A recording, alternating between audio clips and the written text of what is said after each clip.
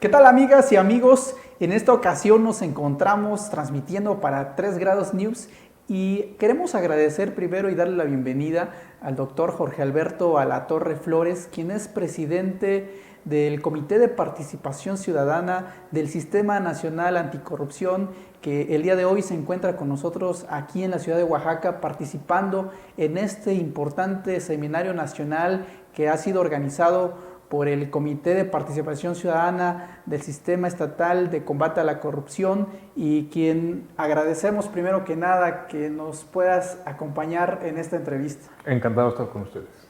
Excelente, doctor. ¿Cuáles han sido sus impresiones en este seminario que se acabó de llevar la primera parte? Bueno, apenas inicia, pero para mí es bastante satisfactorio poder estar entre colegas de la causa de la lucha contra la corrupción, pero también con muchos colegas de una asociación que fundamos hace muchísimos años, 1994-95, y que ahora continúa, la Asociación Nacional de Estudiantes de Ciencia Política y Administración Pública. Entonces es muy padre justamente ver a las nuevas generaciones y ver cómo tienen interés sobre estos temas.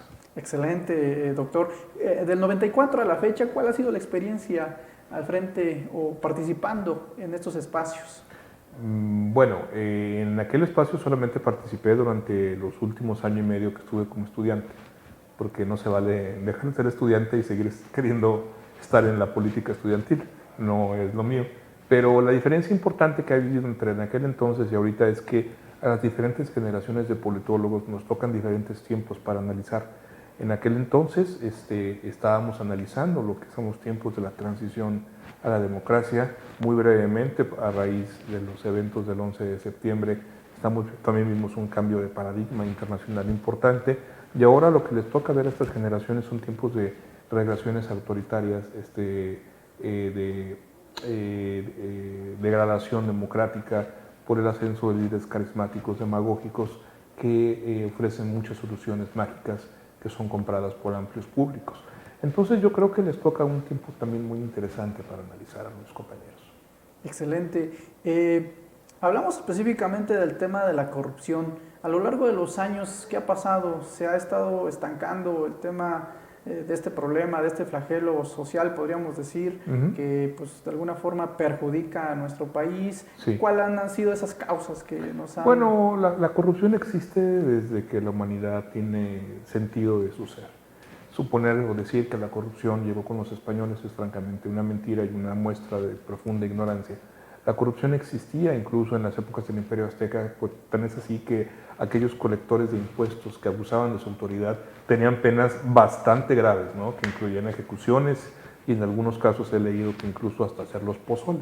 Entonces, yo creo que un pozole de corrupto va a ser horrible, entonces era un doble castigo para el pueblo y para el corrupto, pero la corrupción ha existido siempre.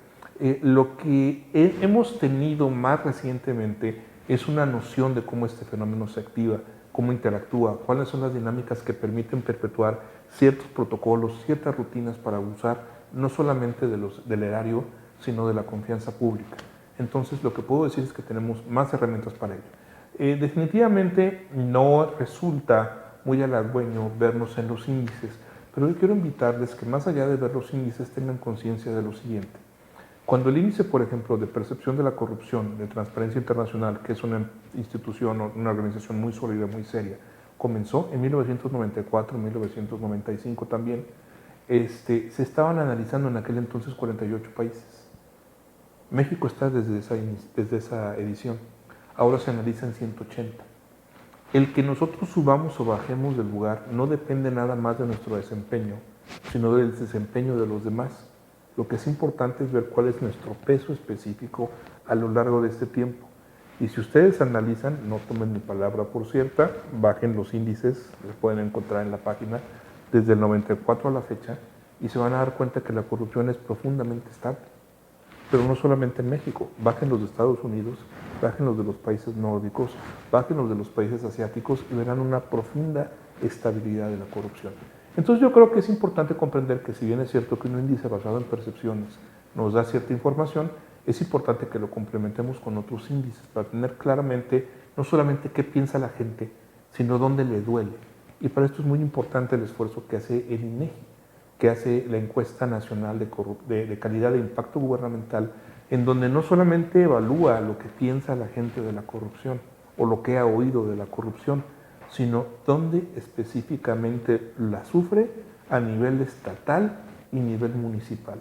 Y de esta forma podemos ver en esta encuesta de victimización de corrupción, podemos encontrar cuáles son los trámites más susceptibles de corrupción. Y entonces podemos proceder a analizar ese trámite y desmontar todos los riesgos a las oportunidades de corrupción que pueda haber en el mismo. Se puede avanzar mucho con esto y creo que es promisorio. Excelente, Jorge. Comentabas de que la corrupción siempre ha existido y hoy precisamente escuchando parte del seminario se hablaba mucho de que se tienen que fortalecer los valores precisamente a través del término que se llama integridad, ¿no? Y sabemos de que la naturaleza humana es precisamente, podríamos decir, traemos tanto virtudes y defectos, ¿no? Así es. Cómo fortalecer esa parte, cómo hacer que ahora en este seminario podamos pues llevar a cabo algo que pueda ser novedoso o que la sociedad en sí pudiera entender para que no nada más sean mecanismos a través de creación de instituciones anticorrupción, sino que desde el mismo hogar se pueda ir fortaleciendo pues los valores.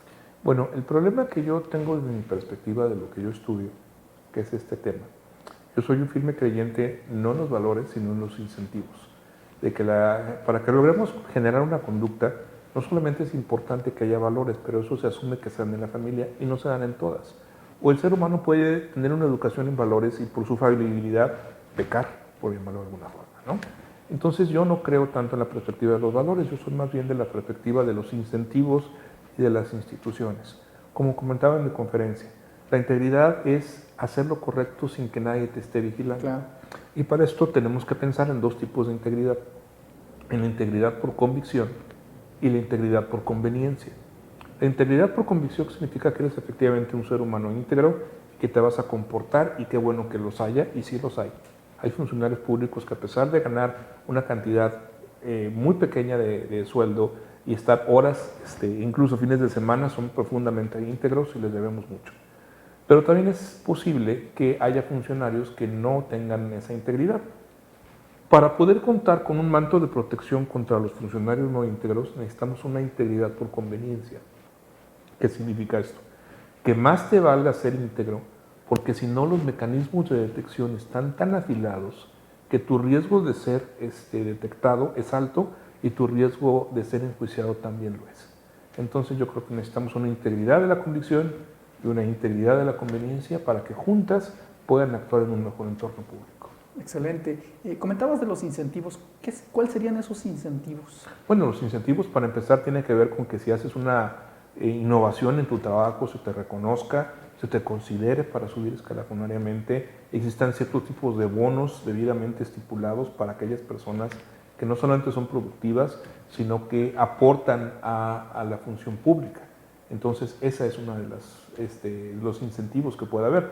Otros incentivos negativos, hablando del otro lado de la moneda, es que tú sepas claramente que las disciplinas de fiscalización están tan afiladas que es altamente probable que te agarren con las manos en la masa si abusas de la confianza pública. Claro, claro. Dentro de la parte que comentabas de que una podría ser la integridad por convicción y la otra por conveniencia, me imagino que tiene que ver también con la parte de los mecanismos y la parte legal, ¿no? Que sí. Ahí vienen establecidas las sanciones y cuáles serían tus obligaciones al momento de formar parte del servicio público, ¿no? Sí. ¿Cómo hacer de que aquel servidor pueda no hacer una excusa el decir no conocía yo estos procesos? Porque pues sabemos que, por ejemplo, más en Oaxaca, ¿no? Se desconoce mucho, sobre todo de las leyes, y que en un estado donde es regido en su mayoría bajo usos y costumbres, pues prácticamente la parte legal a veces no se tiene tan bien interpretada. Bueno, es un principio jurídico internacional y añejo que el desconocimiento de la norma no te exime de su cumplimiento. Si un funcionario público infringe la ley y dices que no la conocía, pues qué pena. En realidad, cuando tú protestas en la función pública, protestas cumplir y hacer cumplir las leyes.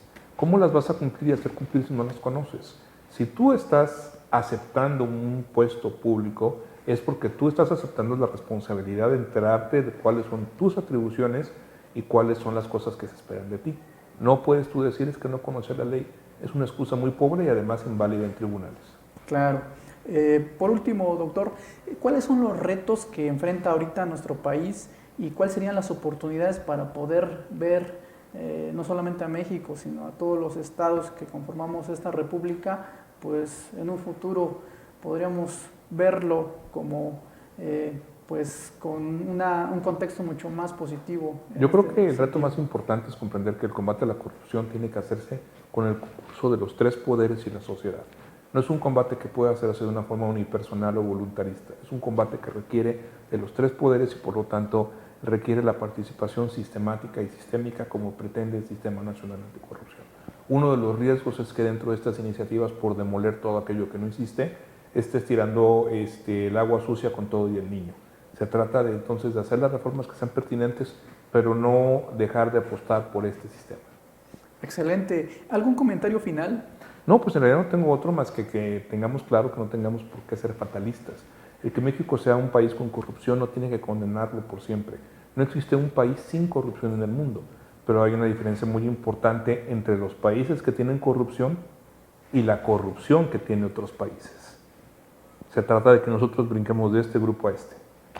Excelente, doctor. Pues muchísimas gracias por habernos compartido parte de su experiencia al formar parte de este Comité Nacional del Sistema Anticorrupción. Gracias. Y pues le deseamos muchísimo éxito en este seminario nacional que ha sido pues convocado por el Consejo a nivel estatal, donde forman parte diferentes actores, tanto de la sociedad civil, de la parte educativa y del gobierno, para que se pueda fortalecer en Oaxaca el tema de la transparencia en el ejercicio de los recursos públicos y de las funciones de los servidores.